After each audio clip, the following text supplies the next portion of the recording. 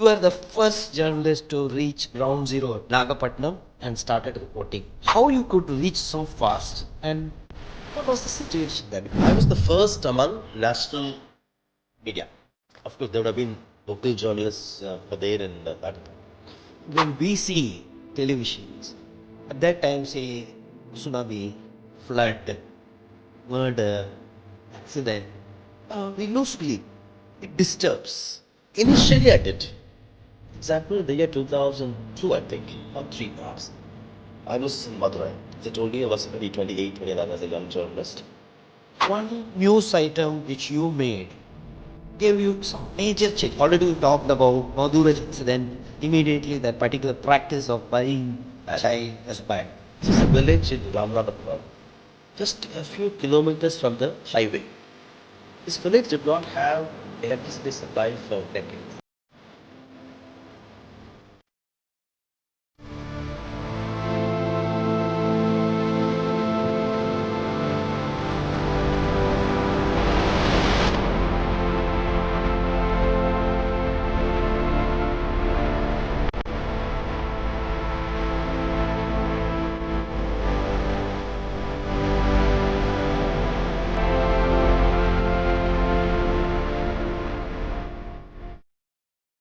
So today we have with us an award-winning journalist.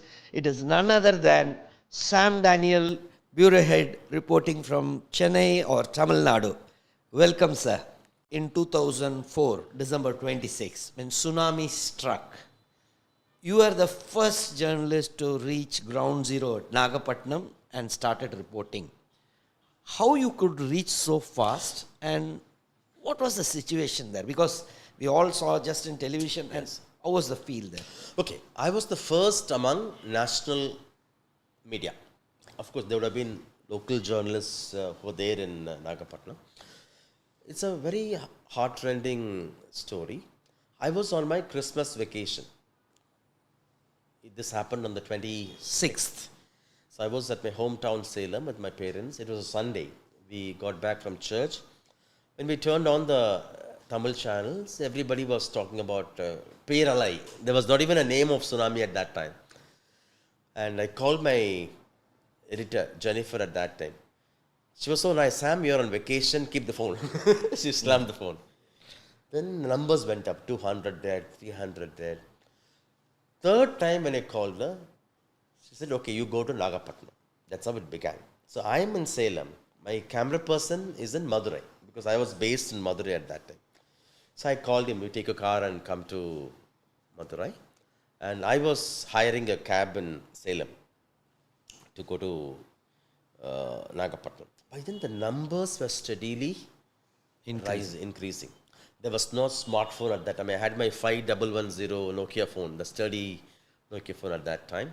There was no WhatsApp, no internet on the phone, everything. I used to have a small transistor, my old culture of listening to news on the move, you know. And so I was regularly in touch with I think the IG of Trichy Zone, Mr. George. He was the IG at that time.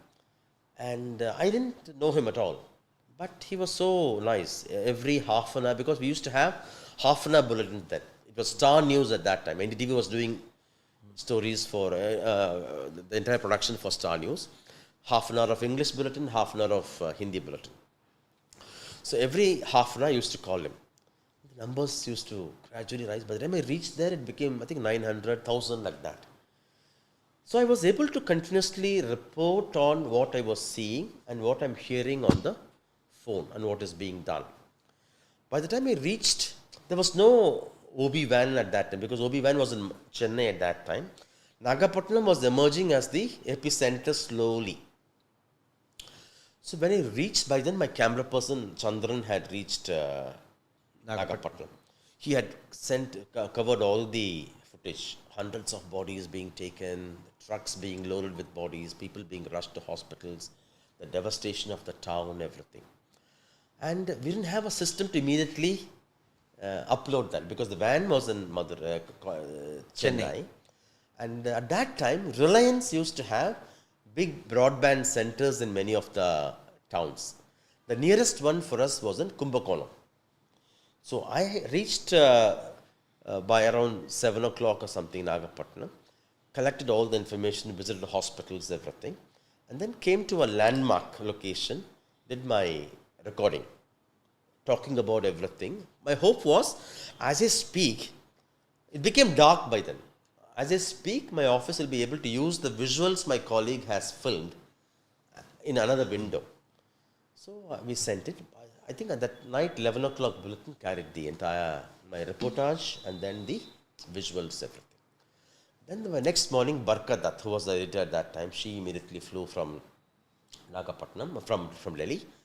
And we used to have a flyway dish antenna, which could be carried on a jeep, on a small vehicle, and we can open it up. We can go live from there. So from next morning, we were able, because even if an OB van comes, we can carry to all the streets inside which have no road at all, This was very helpful for that. So we went live from the next morning. It was heart-rending scene.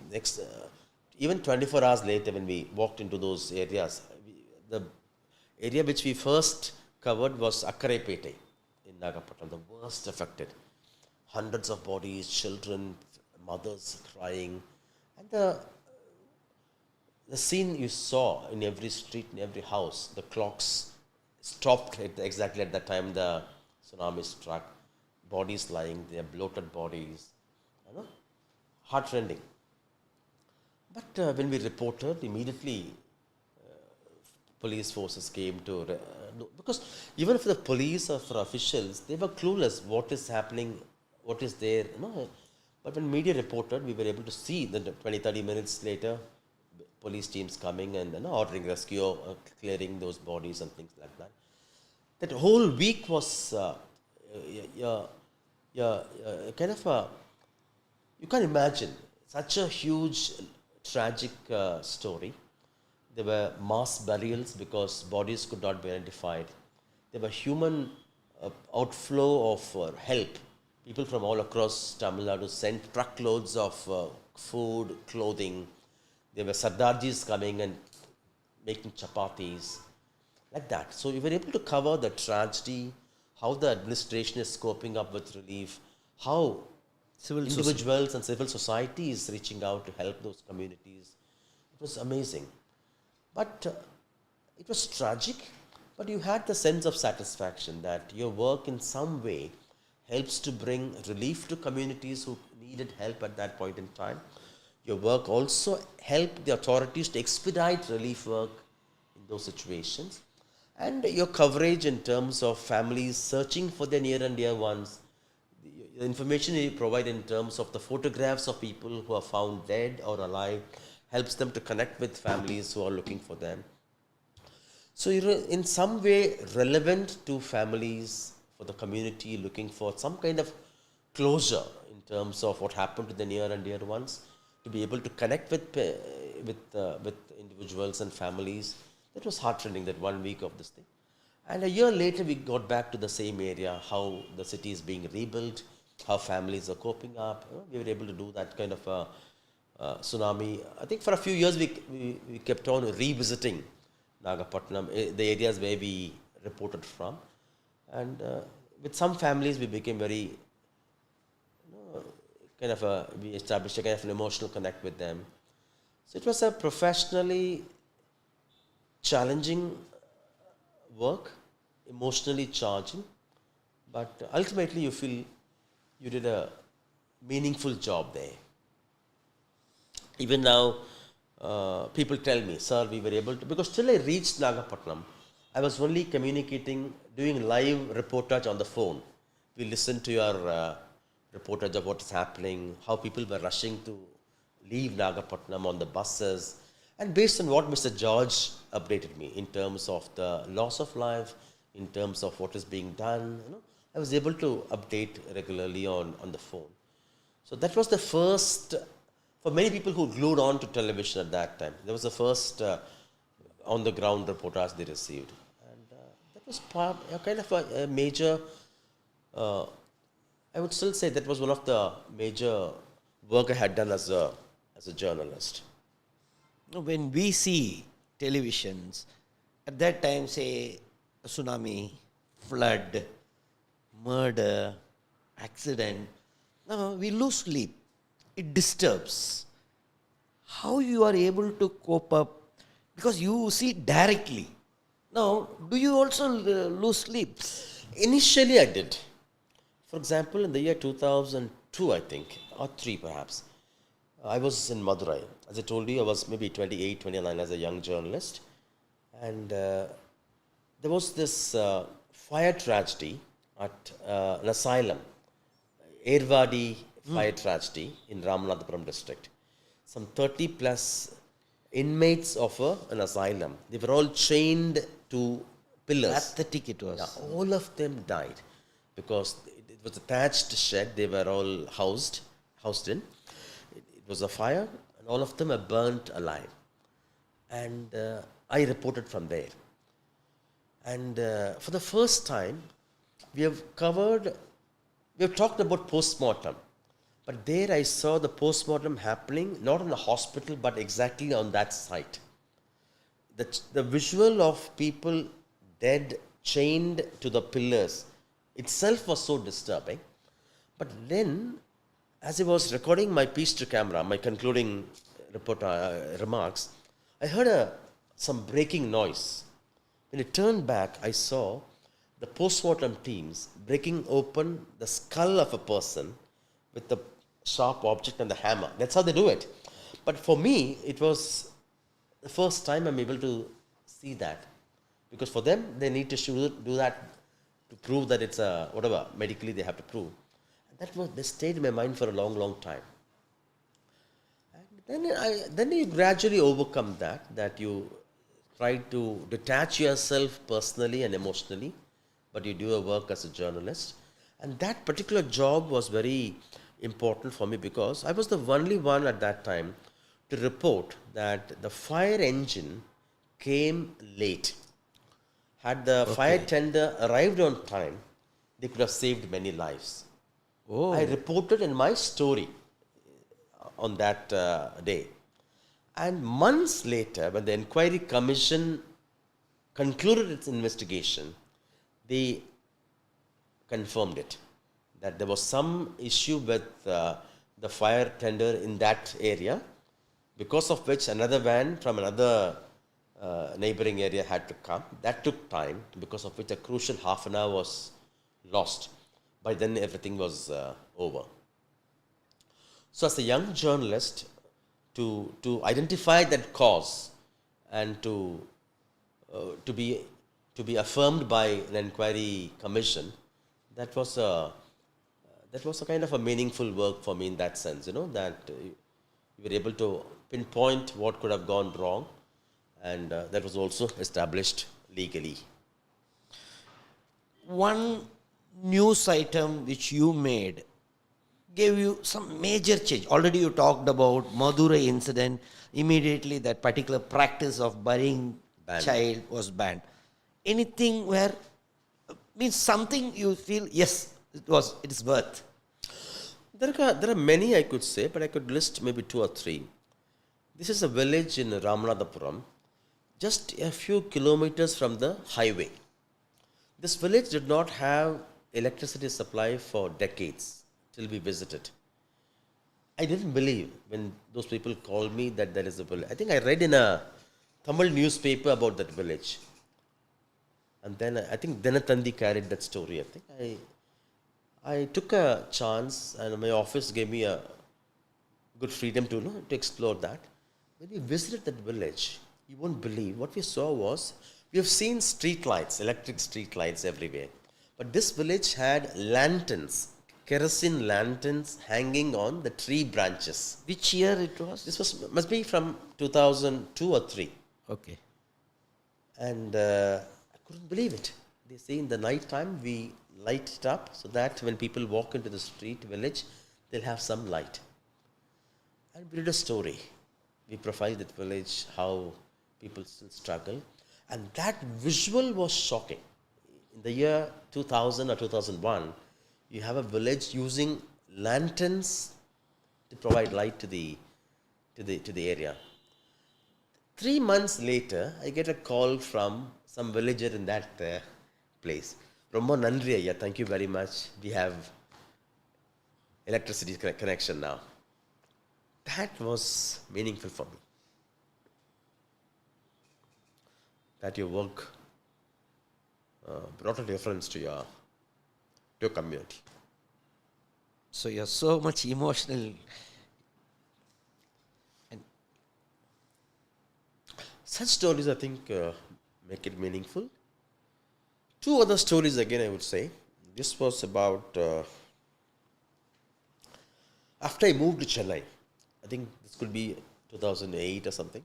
8 or something. Somebody called me and said a young girl studying her 11th standard requires stem cell therapy because of some blood leukemia, blood cancer kind of a complaint. At that time, they required some 20-30 lakh rupees. And it was, I think, a busy news season for us. We could not do a television story. But my editor said, Sam, why don't we do a digital story? Suparna, she used to be our editor for digital. She mailed me saying, we can take a good web story. So I immediately told that friend, can you make us speak like an appeal on a mobile phone, smartphone, and we will carry it, because we were busy, we could not go out ourselves. But the story requires help and we will do it. This girl spoke beautiful English, daughter of a peon of a private company, and we carried that on ndtv.com. I also carried that story on my social media page. Within the next 2 weeks, the family received some 40 lakh rupees. very good. The family was able to go for the surgery, stem cell therapy. She could not be saved. She died. But we did a bit to help the family feel that because of want of money, we left a child unattended or uncared. They had that satisfaction that they were able to afford that. Ultimately, she died. It's not the end of it. After that, looking at that story, another driver of a media organization, he called me, sir, same kind of situation for my daughter. We don't have money. Is there any way you can help? Sometimes when you do such stories one after the other, my worry was somebody shouldn't think, what is this story of raising funds for treatment? It could raise doubts or unnecessary criticism. By then, this girl had died. Something urged me, why don't you ask that family if they have any extra cash left? So I prepared myself and told that friend, this is what is, there's another need for a similar case, and is there any way you can check with the family if they have any cash left? Then he said, Sam, I said, do it. He called me the day after saying they had some old debt. They would like to settle that debt. Still, they were able to return some 7 lakh rupees. Excellent. Yeah. This family, for them, it was required. The same thing happened to them. This child also died. But even today, he is happy that he tried his best. Right. So I think stories like this make a huge difference. Make us feel happy that in some way you're contributing to the society. There are many such things where at a personal level, as a journalist, you come across needy cases, and you, at a personal level, you try to share it among your friends or on your social media. And there are people who have been very, very generous. For example, there is a story of a Bedi roller's daughter. She was brilliant in +2, the year 2017. But she could not crack NEET. We did a story on her. And seeing that story, somebody from UK sponsored to help her go through NEET coaching. Today she's finishing her final year. Because of that opportunity, she was able to crack NEET, study in Thoothukudi Medical College, and she's finishing. Likewise, many such things I can say. She asked for help for her younger daughter, and one school came forward to give her free admission in Chennai. And today she has joined CMC by merit. Very good, very good. That kind of thing, Like as journalists, I think you can. It's equally your responsibility to expose the shortcomings, the wrongs that happen in society. But it's also equally important that you use the strength of your work, your media, to also do some meaningful good work to make a positive difference to individuals and communities. The Sam Daniel generally people see is television, you interviewing and all. But I also seen, I'm a follower of your social media posts. You are someone who rescues stray cats, stray dogs, helping street vendors. Can you tell the other side, the social side? That's my personal thing because my family loves pets. As children, my parents helped us to. We used to have dogs, cats, rabbits, fish aquarium. We are very passionate about aquarium, and that continues. And in city, because of your life in apartments, you don't get a chance to have your own dogs and cats. But I'm moved by efforts of many individuals and groups to adopt dogs, to help dogs and cats find homes, so that they can have a good life. So I don't rescue myself, but I help in my personal capacity to help those people who foster cats and dogs to find homes. So I share those posts on my social media page. In my office, we have adopted a few cats. And one got lost. Lost recently, one got lost. Yeah, so that. Did you find that cat? Oh, no, he didn't come back. We're still on the lookout, but yeah, we have only one now. And yeah, so that way, that's my personal love for pets and abandoned animals. Street vendors, something, as I told you, everyone has a strong story. Anybody, if you meet someone, you get to listen to their amazing story of achievements, accomplishments, or how happy they are despite such humble lives. So I try to take pictures, tell the world about that. Maybe 1 of 10 of such stories may require some help. I try to raise help for them. But otherwise, I think telling their stories will inspire people, to motivate people to work hard than complaining. For example, we were covering something in Trichy, rural Trichy, a few years ago. An old man who was struggling to push his cycle to sell something. He tells me his son is in central government, his daughter is in IT, like that. Amazing story. And how it's possible. And he said, Padi Pudaya. That thing, I think, is very, very powerful. And that's my personal side. Yeah, you being a journalist, you are good in storytelling. So wherever you go, you try to take pictures and share their stories so that it will inspire youngsters coming from challenge situations to aim high and not to let these temporary difficult situations to demotivate them. I can see often you becoming emotional when it comes to your work. I can understand how much you love your work, and in fact, I think you are, means it's not just a news, you are living with each and everything. So happy to know such a journalist, in fact. And you are someone in journalism, I always feel ethical journalism across every political party bureaucrat, Sam Daniel, no doubt on that. Now if someone comes in this era, they pose some tough questions, this, that, suddenly become too popular. How is your feel? I love it actually. Because youngsters nowadays are more talented, they're more tech savvy, they look at things in a different way than you do. So, as an experienced journalist, I always encourage, motivate youngsters.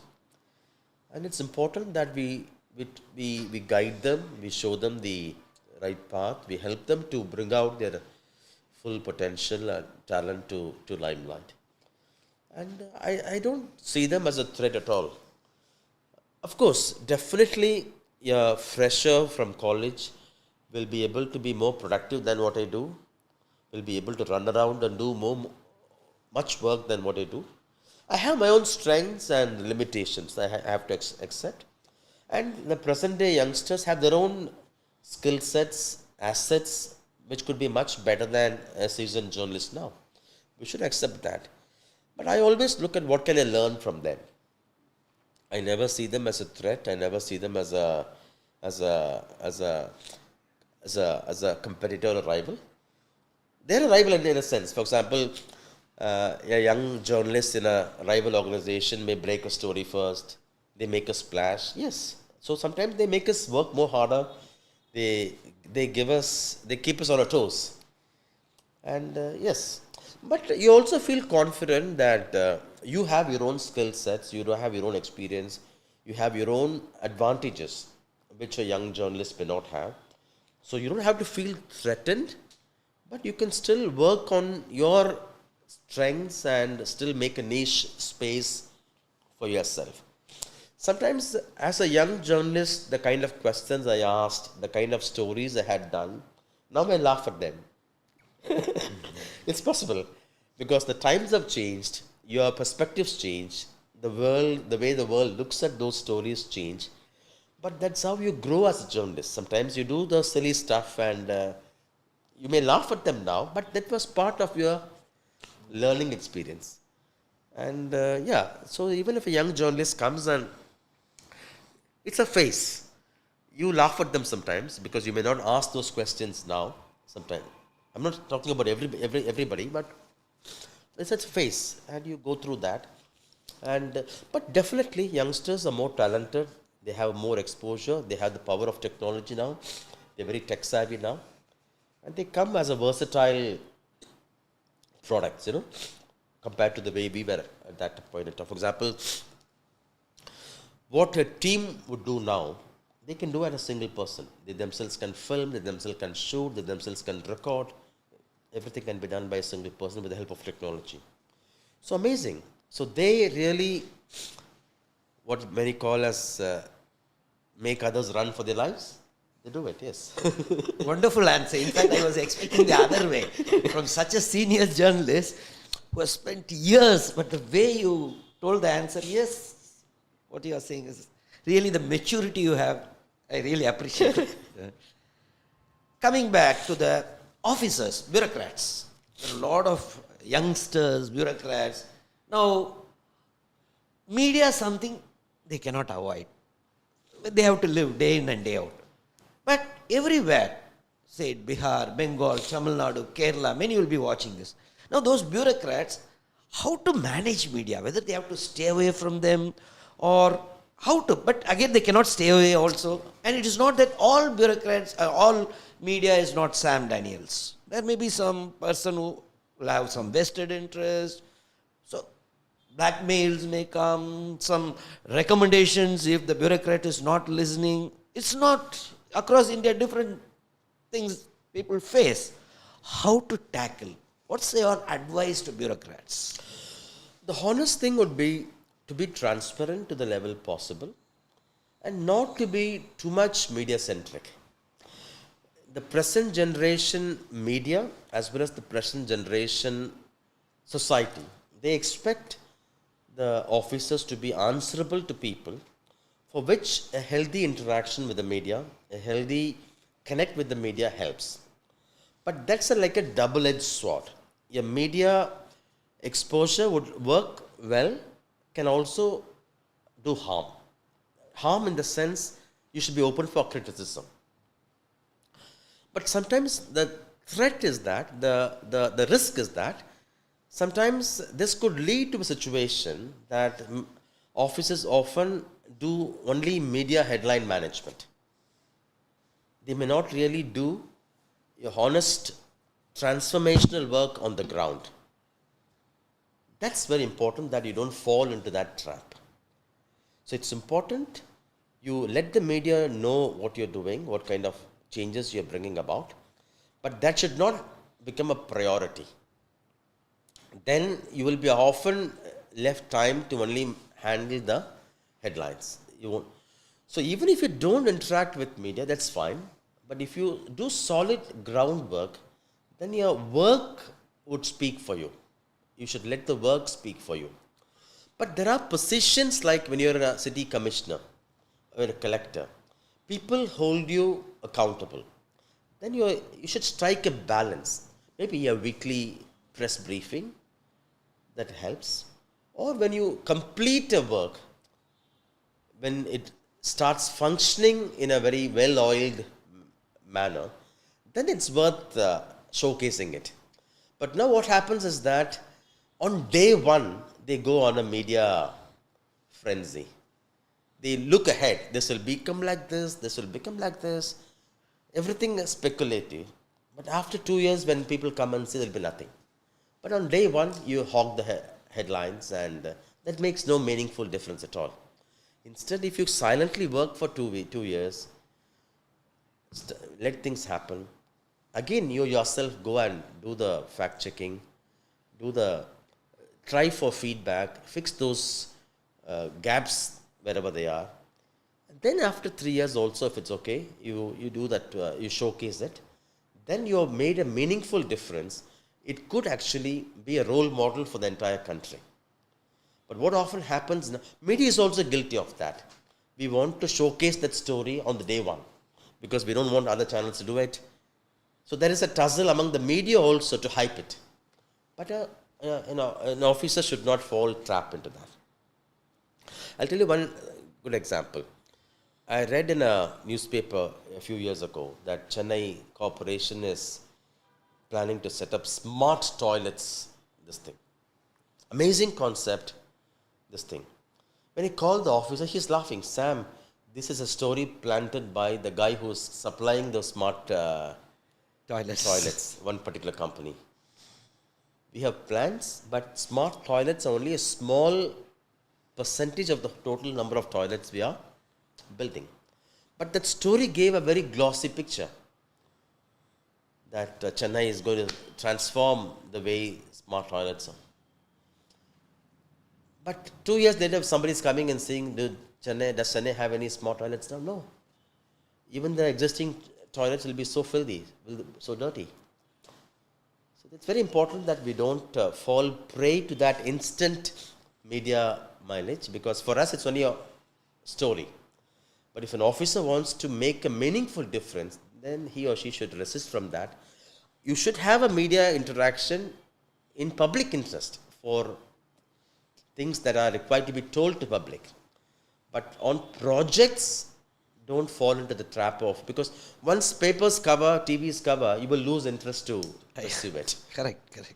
But when you follow it for 6 months, 1 year, fill in all those challenges, get those pain points, again you fix it, then when you showcase it, that project will stay there for a longer time.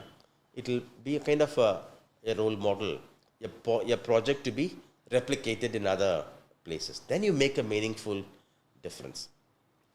So I think it's important to strike a balance and stop at a level where it's fine. Every media would want to take advantage of you. But I think you as an individual, you can draw a line. Where do you want to? For example, there are different bureaucrats follow a different style. There are bureaucrats who never speak to media. There are bureaucrats who will speak to select media. There are bureaucrats who will only speak off the record. Sam, this is the information, correct information, but don't quote me. So everybody can follow a style. And there are bureaucrats who are known for media savvy. Anytime you call, they'll be willing to come and speak to you. I mean, both have their own advantages, but you decide what suits you well. But any media thing, make sure what is the public interest in that. That could be a guideline for you to decide whether I should go for a media thing or not. Is there a public interest? With this story, will it project me, or will it answer the doubts and anxieties people may have? That could be a kind of a larger yardstick to decide whether how much of media is important. And the other side, in case some media person is blackmailing, in the sense not blackmailing, there will always be issues in some government, some lacunae. If some officer he recommends and it is not listening, then they start creating how to tackle. I think now every department, every individual officer has their own official social media handles. They can use that effectively to tell their stories, to deny, to give, to rebut it. When there is factual inaccuracies, you have every right to approach that media house to set it right, to make them apologize, or to make them at least amend the news article online, or the next day print edition can carry it. There's no reason why you should let them carry an unverified or an incorrect information. So I think every such, I mean, if you start firefighting that way, much of your time could go only fighting that. That's why many officers just ignore it. But if it's a major news where it is causing harm or causing damage to the kind of work you have done because of a wrong reportage, you have every right to report that and make sure they correct it, they amend it. It's your right to do it. And yeah, any blackmail, I think you have legal provisions available. You can report, you can take legal action on that. There's no reason why you should fall a victim for that. Someone to be in politics, they should be continuously in news. Some criteria. Very positive person also, continuously in news. Good-hearted, that's what as a citizen we expect. Good-hearted also. Every day in news, then very good chance of forming the government also. I feel Sam Daniel fits in all these criteria. Every day in news, quite a positive person, good-hearted. And yes, we always keep seeing you. Is there any chance that you go to the other side of entering politics in future? So I don't think journalists can become good material for becoming elected members. That requires a different ball game altogether. I don't think we'll ever win elections. We may be well known, but I don't think journalists, this becomes a quality to become journalists, to become politicians or elected leaders. But I know to bring about changes in society, you need to be in positions of authority through elected means. But I'm not sure we are made for that, in that sense, to be able to go through the rigor and tumble of electoral politics and win. But I would say, if there is an opportunity to serve as MPs in the Rajya Sabha, that could be a different role through which we can, at some point, we can serve the country. But that's a different call, because no longer we have a system of giving such opportunity for people of eminence in the society. Because even the upper house positions have become largely political. True. I don't think we have that tradition of engaging people of be it scientists, be it artists, to give their voice in the parliament.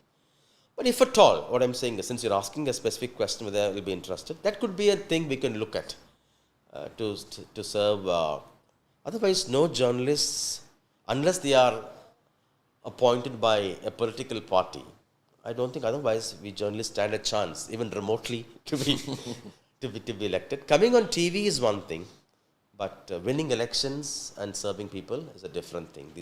But as journalists, we're trying our best to serve the country, to serve the community in whatever way we can, both by journalistic work in terms of exposing the wrongs, exposing the apathy, and in showcasing the good things happening in our society. That way we are contributing, but not all journalists can be good politicians. Can you tell us about your family, sir? My wife is Pepiti. She decided to not work any longer since I'm a journalist because my timing is erratic. She's the pillar of our strength, and two children, two daughters actually. Elder one has just finished her studies. Her name is Beryl. She has taken up a job now. Younger one is Cheryl. She's doing her architecture. Somehow they didn't have interest towards media, but both write well. And otherwise, it's a family business in that sense, you know. Unless a journalist gets the support and the backing of the entire family, it will not be an easy thing. Because they should understand your work, your passion, and help you, cooperate with you, everything. In my initial years, for example, my wife used to watch all the regional channels because we'll be traveling, we'll be on the fields. We didn't have WhatsApp those days. And any major development, she'll immediately call me.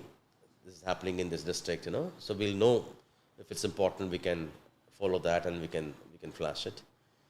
And likewise, they all are cooperative. Sometimes we'll be in on a weekly off day, you'll be out somewhere, something will crop up and you leave them on the road and you leave, you know. So they're all prepared for that, they understand, they're very supportive on that.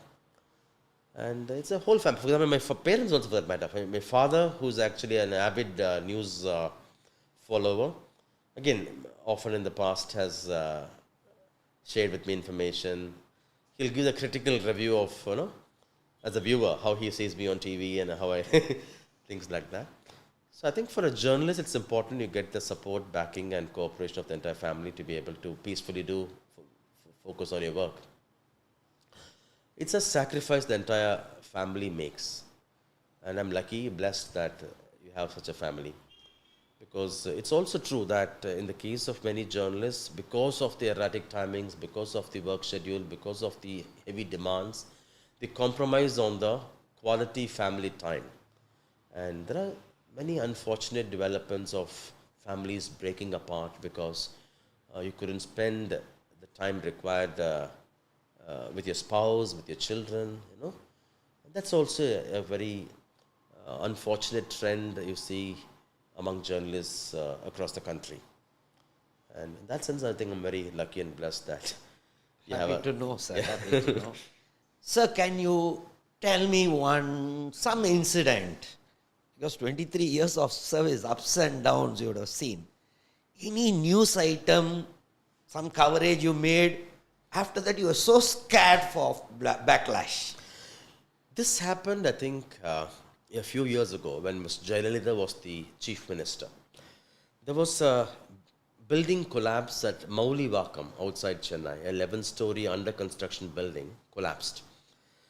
This collapsed on a rainy day in the early evening. So we went there immediately.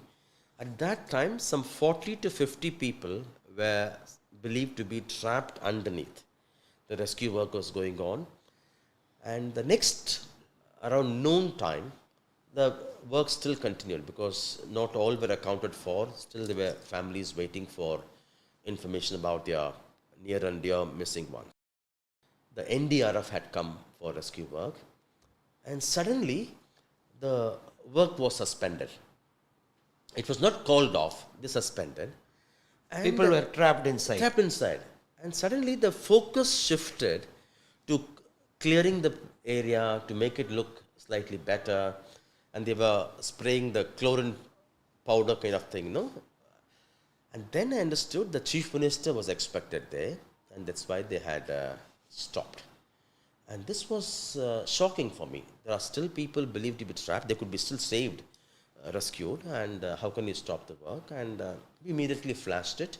I verified it. Authorities confirmed it and flashed it.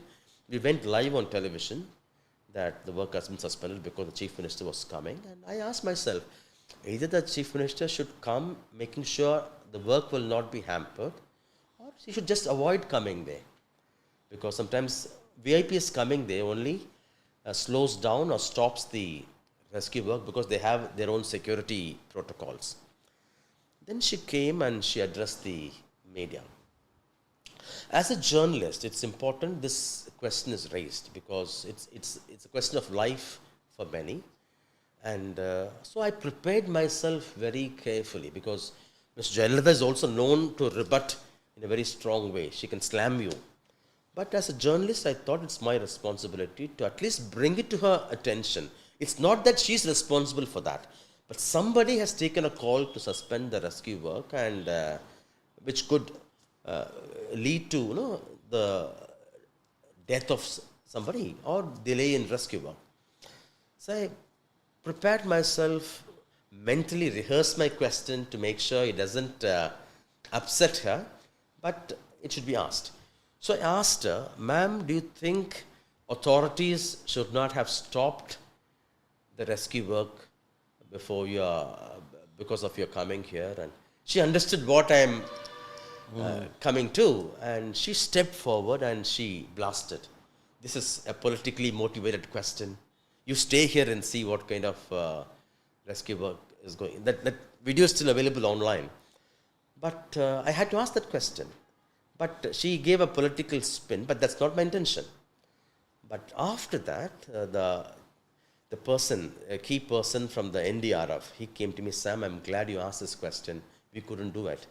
But this shouldn't have happened.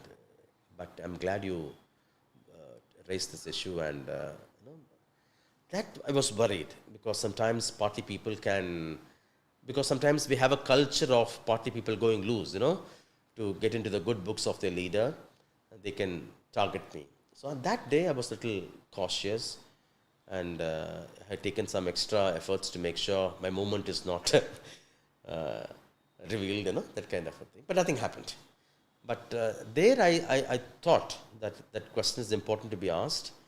And no matter what the response, I'm not worried about the response, but to take it to the notice of those in power, that's important. So after that, they started the rescue. They resumed after she left.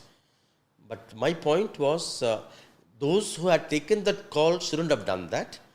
And since it was for her visit, she should know that. I didn't blame her, but I only attempted to bring it to her notice. But she thought it's because of her that it was stopped, kind of thing. That's fine. But I'm glad I was able to ask that question. But at that time, I had that feeling that perhaps I could be targeted because of that. But nothing happened. One more question. Each one is an individual. Israel Jebasingh will have his own views. I will have my own ideology. Some favoritism may be there inside. Something. All are humans. Like that, yes, Sam Daniel is also a human. You may have your own ideology, belief, something. How you ensure that it doesn't affect your journalism? It's a great question. It's often the personal experiences, personal beliefs that lead to many questions and many stories, for instance. Okay. But if you follow your journalistic ethics, your personal likes and dislikes stop at one point. You subject your story to the scrutiny of your ethics. Whether is it true? Is it accurate? Is it balanced? Have you given the other side an opportunity to defend, to deny, to rebut? If you follow that, then your personal like and dislike will only be a trigger for the story. But that will not allow you to influence the story. We can do it unless you personally attempt to color a story, to hype a story, or to downplay a story. That's a different thing. But your personal belief system, it's still possible to completely detach from that and do a professional story. And sometimes your knowledge of a subject, because of your personal like could only help you to report the story in a better way. I'll give you an example. I studied in a college, MCC. There was an issue at some point in time that the church is trying to take over that college, the Church of South India. Now, two options. One, it's about my college. I can play to the way the college wants the story to be played. The college wanted that. No, To it be should not be independent. taken. Yeah, that's one way of doing it.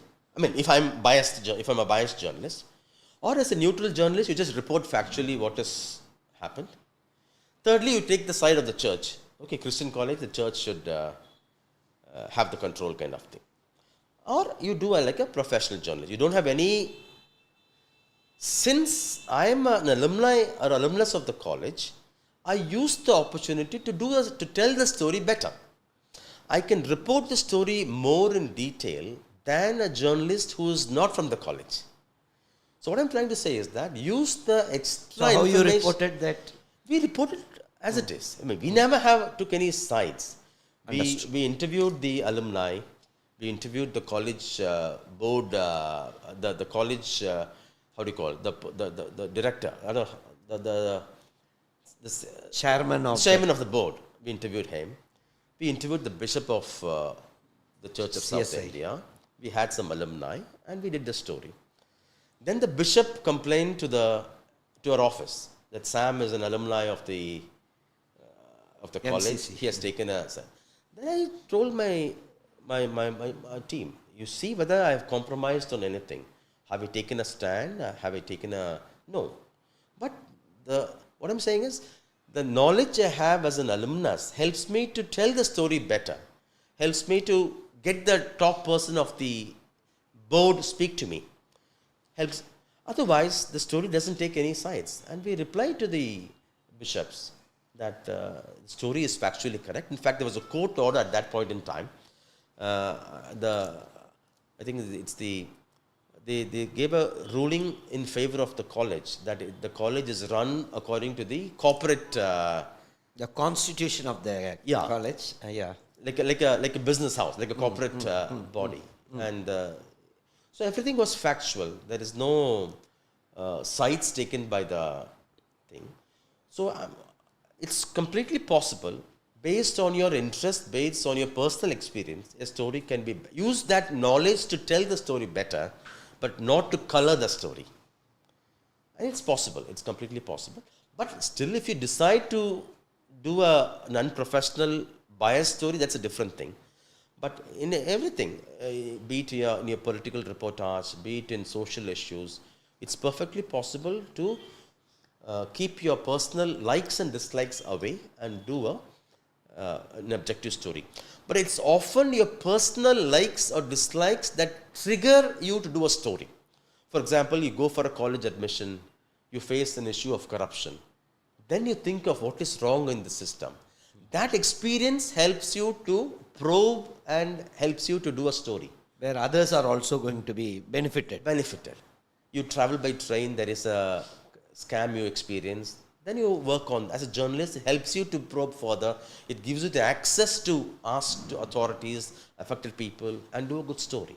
So I wouldn't say all the stories are from the air. No, many of your stories come from your personal experiences, personal likes and dislikes, and this thing. But you make it a professionally dealt story.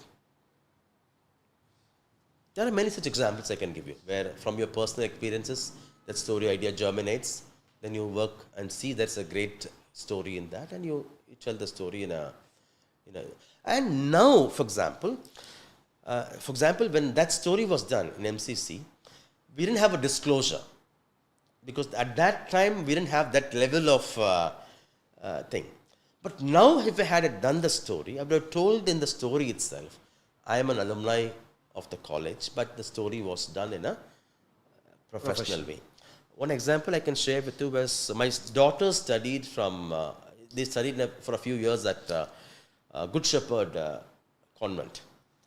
And a few years ago, we had done a story on how the Good Shepherd management was concerned about a portion of their land will go for the metro. The school thought there is a better alignment which would save the property of the school being taken over. So we had done a story. We spoke to the parents, because the management would not want to speak, but a set of parents had taken up the cause. We spoke to the parents. We spoke to the metro authorities whether something can be done, and we gave both sides of the story. And in that story, I had disclosed Sam Daniel's children studied in that school at some point in time, but the story is a professional journalistic work. Now, any such story, I add that disclosure. That whether all have to do that? No. Now, as an extra level of transparency, see, like judges recuse from doing a story, we can do that. But I'm a one-man army, I can't do that. I can ask somebody else to do it, but somebody has to come from some other bureau and do it. But I thought it's always good to have a disclosure so that I wouldn't be accused of having a vested interest of any kind in that school. And nobody can criticize me saying that your children study, that's why you're taking up stuff. I've done a few stories like that, mentioning that my connection or my possible connection with that, and so nobody can accuse you of bias, or you make it clear. This is, I have a direct or indirect connection there, but still it's a journalistic. So, I mean, people will also respect you for that, for not masquerading as a journalist, but disclosing it whatever way you're connected to that. Sir, in your journalistic career, any one news item which unearthed one scam, something like that? I don't recall of a scam, but I can share with you this Jallikattu coverage. For many years, I've been passionately covering Jallikattu. Initially, I was like anybody else, that Jallikattu is a traditional sport, we have to encourage it. And then when I slowly started understanding the pain, the trauma the bulls go through, then my perspective changed, that this is something cruel, you know. And we were able to expose what kind of torture these bulls go through at Alanganallur in Madurai. I had a brilliant camera person called Saji. He's still in Coimbatore now. He was with NDT for a very, very long time. He was able to brilliantly capture how lime juice is squeezed into the eyes of the bulls before they are let off the gates, the Vadi Vasal, they call it in Tamil. And then we were able to brilliantly capture the other forms of torture, because once you squeeze lime into the eyes of these bulls, they run amok. They are in pain, they are in fear, and the aim of the bull tamers is nobody should be able to tame the bull. But for the bull, it's a nightmare. And then from behind the gates of the Vadi Vasal, from the gates, they poke the tail part of the rectum of the bull so that it will become more ferocious. And then they pull the bull by its tail. Many people pounce on the bull and but these were all happening in public glare. But we were able to expose how the eyes are squeezed with lime juice. And that became a crucial evidence for animal rights activists and for the government at some point to expose the cruelty of these bulls. And at one point it was banned, citing animal cruelty, and that was something which... now whether it has changed, those lime juice and all? The cruelty part has changed. Good. Because everything has come under camera. But again, there are many such bull taming events happening in areas where there is no media glare. For example, when it comes to Jallikattu, people only talk about Alanganallur. Another one is Palamedu. Another one is Avaniyapuram. But remaining ones, they go unchecked. Even authorities don't bother to really implement the guidelines strictly. So there could be violations there. But at least in these major events, to a large extent, the physical trauma of these bulls have come down. But the mental trauma still continues, because these bulls are brought from several districts. They had to wait there for the whole night.